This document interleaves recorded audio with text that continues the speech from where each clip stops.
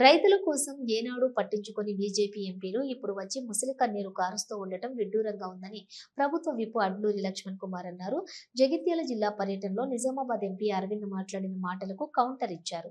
పెద్దపల్లి జిల్లా ధర్మారం మండలంలోని పర్యటించిన విప్ అడ్లూరి పలు కార్యక్రమాల్లో పాల్గొన్నారు. రాష్ట్ర ప్రభుత్వం రైతులకు రుణమాఫీ చేస్తూ ఉంటే కేంద్ర ప్రభుత్వం ఎందుకు చేయనివ్వటం లేదని ప్రశ్నించారు. పెద్దపల్లి జిల్లా ధర్మారం మండలంలో ప్రభుత్వ విప్ అడ్లూరి లక్ష్మణ్ కుమార్ పర్యటించారు. మొదటిగా మండలంలోని పలు గ్రామాల్లో ఏర్పాటు చేసిన వరి ధాన్యం కొనుగోలు కేంద్రాలను జిల్లా వ్యవసాయ మరియు పౌర సరఫరాల శాఖ అధికారులతో కలిసి ప్రారంభించారు. రైతులు దళారులను నమ్మి మోసపోకుండా పండించిన ధాన్యాన్ని ప్రభుత్వం ఏర్పాటు చేసిన కొనుగోలు కేంద్రాల్లోనే విక్రయించాలని సూచించారు.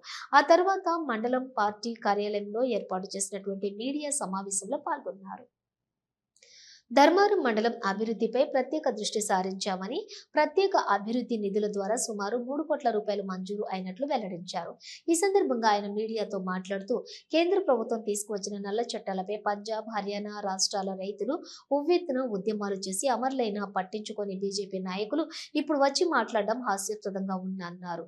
కేంద్ర ప్రభుత్వం ఏనాడు రైతుల సంక్షేమం కోసం పనిచేయలేదని విమర్శించారు. గడిచిన 10 సంవత్సరాల కాలంలో బీజేపీ అనుబంధ పార్టీగా బీఆర్ఎస్ పాలిందని, రాష్ట్రాన్ని అప్పుల పాలు చేశారని మండిపడ్డారు. పెద్దన్న పాత్రలో ఉండాల్సిన ప్రధానమంత్రి తెలంగాణపై సవతి తల్లి ప్రేమను చూపుతున్నారని ఆరోపించారు. బీజేపీ పాలిత రాష్ట్రాలకు అనేక రకాల వెసులుబాట్లతో పాటుగా కోట్లాది రూపాయల నిధులను మంజూరు చేసి తెలంగాణ రాష్ట్రానికి మొండి చేయి చూపుతున్నారని ఆగ్రహం వ్యక్తం చేశారు. బీజేపీ నాయకులు 14 నెలల తర్వాత బయటకు వచ్చి రైతుల పట్ల మాట్లాడడం ఆశ్చర్యంగా ఉందన్నారు.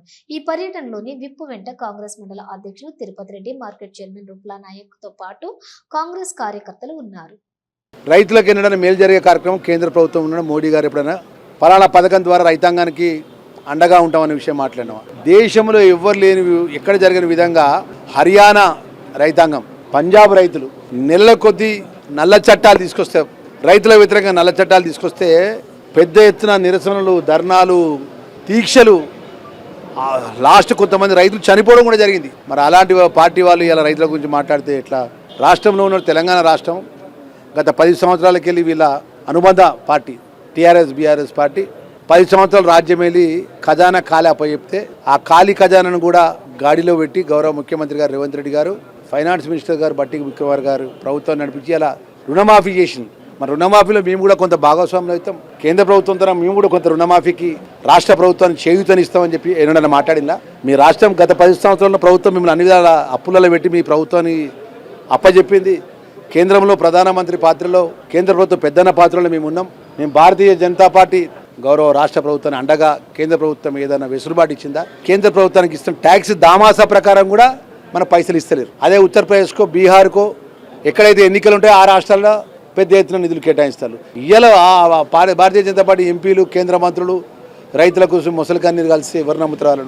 ఇలా రైతుల కోసము 14 నెలల తర్వాత బయటకు వచ్చి రైతుల కోసం, ప్రజల కోసం ఎంపీ అరవింద్ మాట్లాడుతుంటే ఆశ్చర్యం అనిపిస్తుంది మాకు.